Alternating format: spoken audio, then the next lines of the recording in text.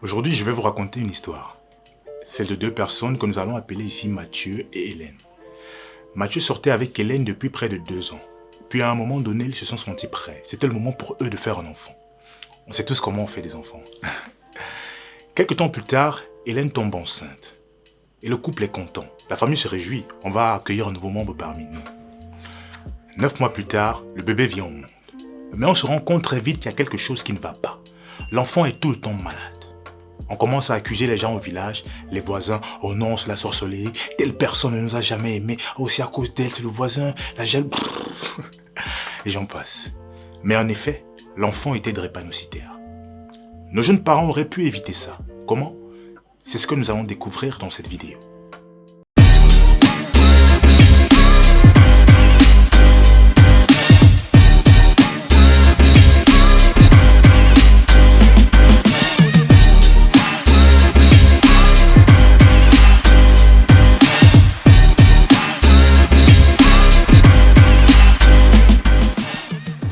La drépanocytose est une maladie héréditaire qui est présente à la naissance. Elle est héréditaire lorsqu'un enfant reçoit 2 gènes drépanocytaires, un de chaque parent. Un drépanocytaire peut transmettre la maladie à ses enfants. Selon moi, la drépanocytose est une maladie qui ne devrait plus être aussi répandue à travers le monde. Pourquoi? Lorsque Mathieu a fait la cour à Hélène, c'était pour son physique, on va pas se mentir. Puis ils ont pris du temps pour se connaître. Et là, de vrais sentiments ont commencé à naître.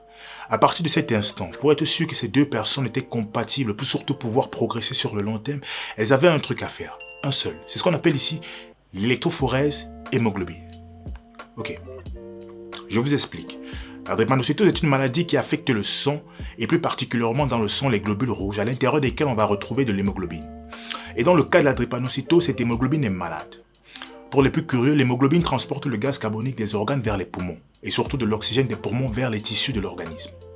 En gros, l'électrophorèse de l'hémoglobine est un examen qui vous permettra de déterminer si vous êtes drépanocytaire ou si vous êtes porteur du gène de la drépanocytose.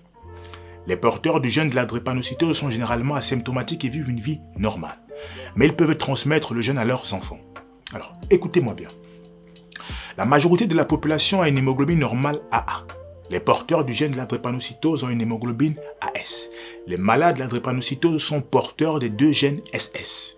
La transmission de la maladie se fait lorsque les 2 parents porteurs AS transmettent le gène S à l'enfant. Il sera alors ici drépanocytaire SS.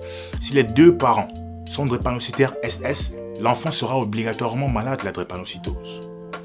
Si Mathieu et Hélène avaient fait ce dépistage avant d'entreprendre de faire un enfant, ils auraient été mieux préparés. Au Cameroun, environ 6000 enfants naissent drépanocytaires chaque année. L'espérance de vie pour un drépanocytaire au Cameroun est de 25 ans à la fleur de l'âge. Les statistiques sont alarmantes. La drépanocytose fait quelques 4000 morts chaque année au Cameroun.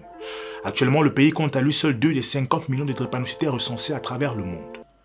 Sur 200 000 drépanocytaires, la moitié meurt avant l'âge de 5 ans. C'est grave.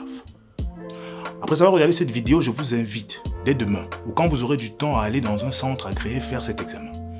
Si vous ne savez pas vers quel établissement hospitalier vous dirigez, écrivez-moi en privé, je vais vous orienter. Comme ça, vous serez fixé. Si tu es AS et ta copine est AS, alors vous saurez que vous avez une probabilité d'avoir un enfant malade. Maintenant, c'est à vous de voir si vous voulez prendre le risque ou si vous voulez vous séparer. Ça vous regarde. Moi, j'ai transmis l'information. Cependant, si vous ne faites pas cet examen, après avoir regardé cette vidéo, sachez que la drépanocytose n'est pas prise en charge comme les autres pathologies. Et aussi, le coût de prise en charge médicale de la maladie est largement au-dessus du revenu de la classe sociale moyenne. Vous êtes prévenus. Pour ceux qui iront faire l'examen et qui se rendront compte qu'ils sont porteurs du gène de la drépanocytose et peut-être aussi leur conjoint, mais ne veulent pas pour autant se séparer et décident de prendre le risque de faire un enfant, il serait capital pour vous de consulter un généticien. Ces professionnels ont de l'expérience pour ce qui est des anomalies génétiques. Ils sont également spécialisés dans le conseil génétique prénatal. Il est essentiel pour une personne drépanocytaire ou porteuse du gène de la drépanocytose d'avoir des informations exactes possibles sur cette maladie avant d'envisager avoir un enfant.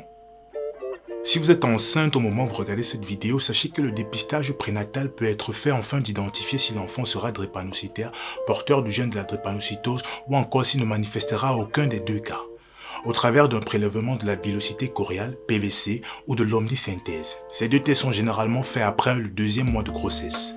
Et je tiens quand même à vous préciser que ces 2 examens sont extrêmement coûteux. Grâce aux soins prénataux précoces et à un encadrement tout au long de la grossesse, une femme drépanocytaire peut avoir une grossesse saine. Les femmes enceintes porteuses du gène de la drépanocytose doivent être suivies par un obstétricien ou un médecin pour les mêmes complications que peuvent connaître toutes les autres femmes enceintes.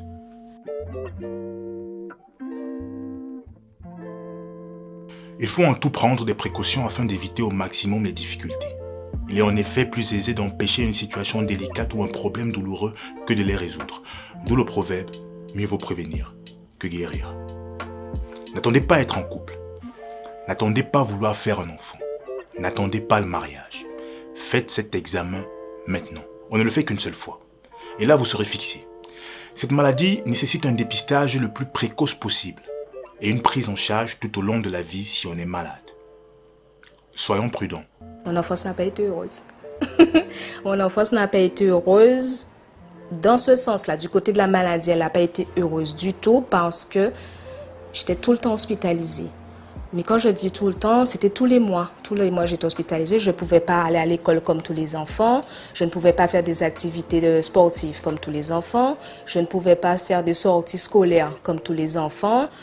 J'ai passé mon enfance au CHU et si je peux dire, une année, c'est 365 jours, c'est 12 mois par an.